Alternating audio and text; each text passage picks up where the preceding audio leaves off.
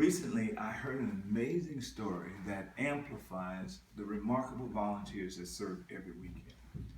I was told by one of our staff members that they encountered a couple in the parking lot that obviously was not sure which way to go. The staff member introduced himself to them and found out they were first-time guests.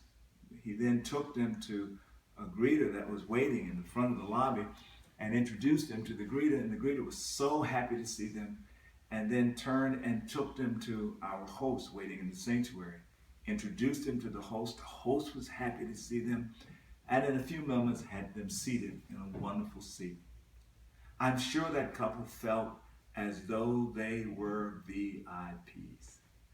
I love this story because it highlights the many different ways every weekend that our volunteers take the extra step to help us to achieve our vision of reaching those who feel far from God by helping each person who walks on our campus feel as though they are a VIP. Because in the eyes of Jesus, they are.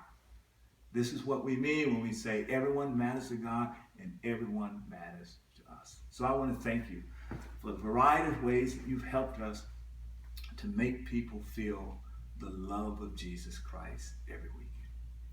I was reminded recently that when Steph Curry received his first MVP award last year, after receiving the award, he says, you know what, I'm doing pretty good, but I can do better. And this year, he improved on every stat. People were shocked how he was already great, but now he's better.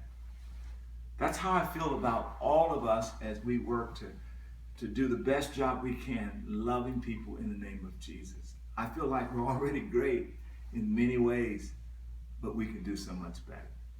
So I want to give you heads up about two things. One, I've included in this video a message that I preached this past Sunday.